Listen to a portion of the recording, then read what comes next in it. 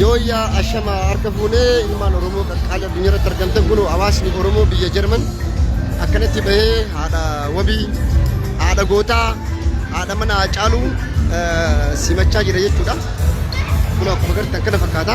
Xaayiraan ullee irra nu gidduutti argamanii.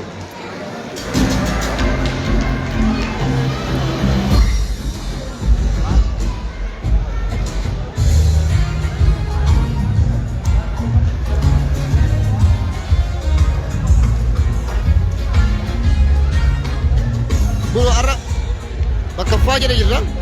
Laaqannis, dhugaatiinis, dhangaanis cuftu asuma jira jechuudha asuma. Bishaan maa baran jechuudha. Gaza. Kunulah. Sekarang. Alles klar? Yo ya.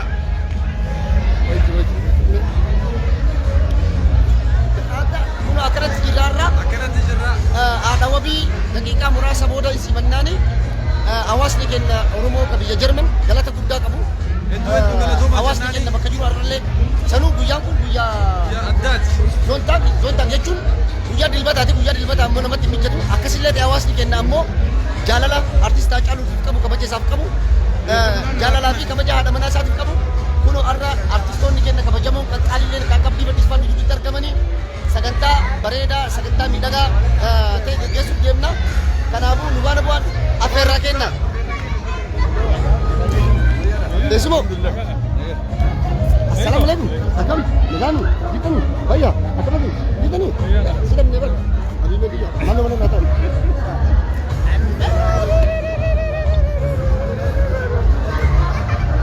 Akkam? Nagaami? Jiitanii? Fayyaadha? Nagaami? Ta'a seena. Seena.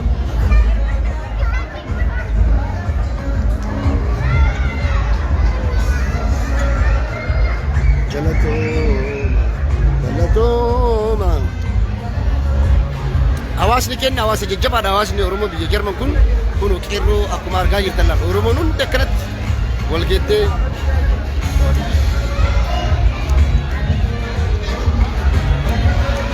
akkam nagaanii jirtu.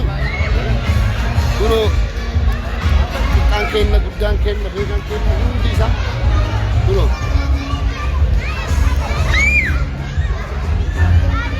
Akkanatti fafaayamanii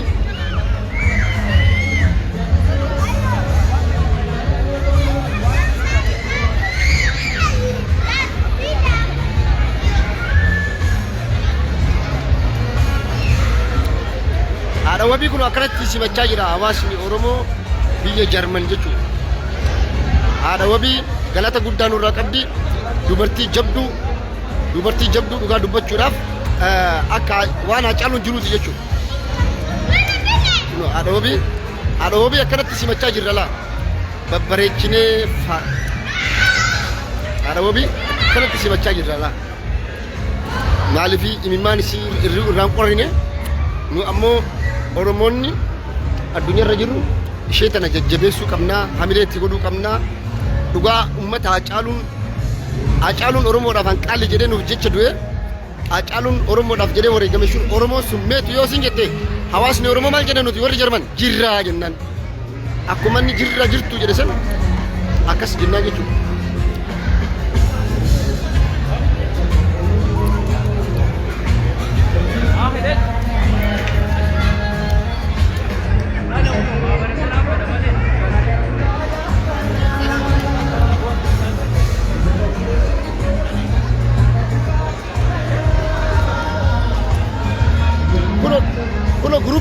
Grupiin Dhombirillaas jira abbaan leenjisaa kilabii Dhombirii kunoo Ibsaa jedhama wal baradhaani.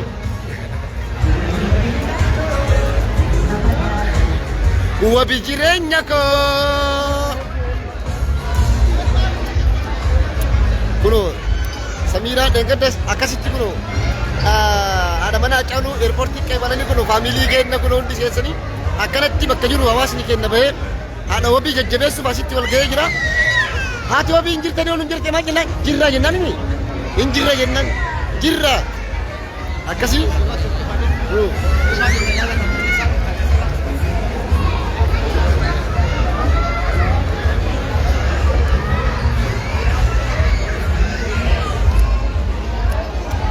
hawaasni keenya akkanatti buqqee bahee akkanatti simachaa jira.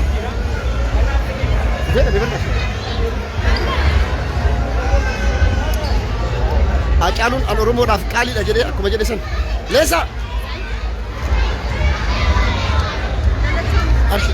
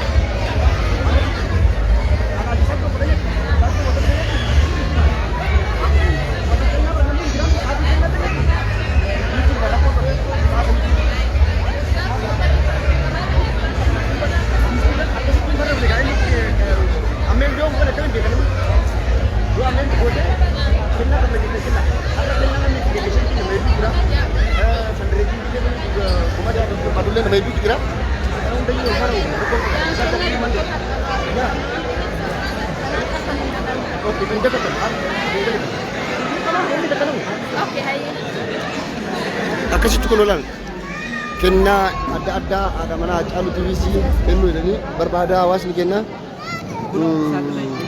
Wallahi Oromoon jabduudha. Oromoon biyya alaa kana jirtu jaalala kabajaa fi tokkummaa walii qabdu jechuudha. Laabube Laabubeedha Laabube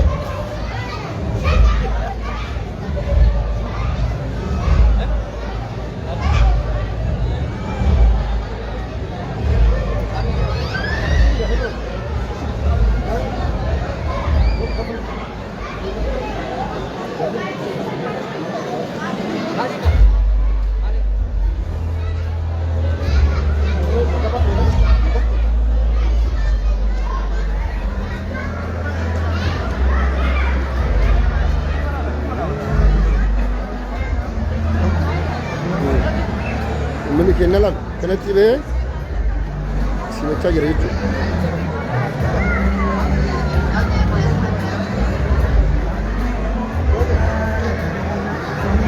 Biro qeerrolee laa qeerroo biyya Jarman yoo akkana wal ga'anii akkana wal ga'anii maal jechaa jiran beektaa? Maal jechaa jiran?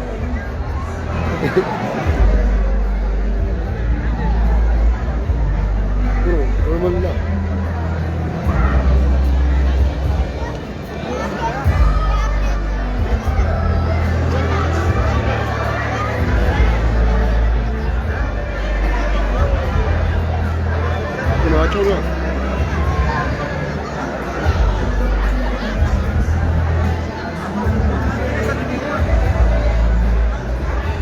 Hacaaluu guutuu akkana jira. Iskiriiniin haqee mana guutuu keessa akkana jira. Hojii argaa jirtan.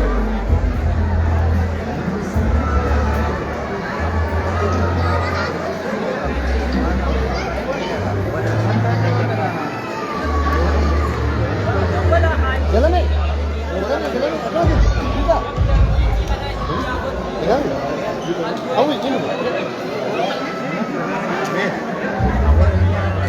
kabajamtoota fi jaalatamtoota keenya ilmaan Oromoo jechuudha.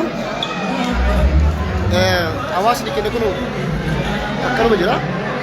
Amma gaa booda walitti deebinaa yeroo walitti dhufan isiniif dabarsina jechuudha. Amma mushee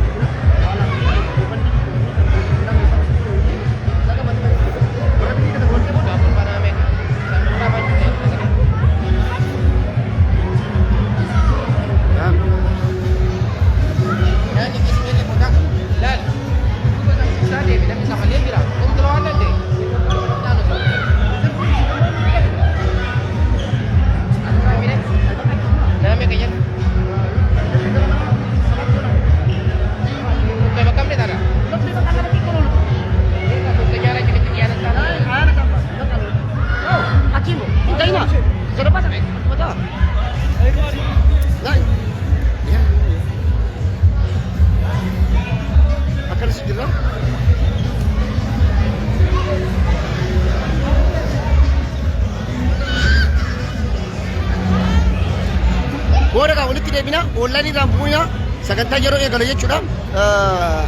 Dhufnee seennaa booda jechuudha.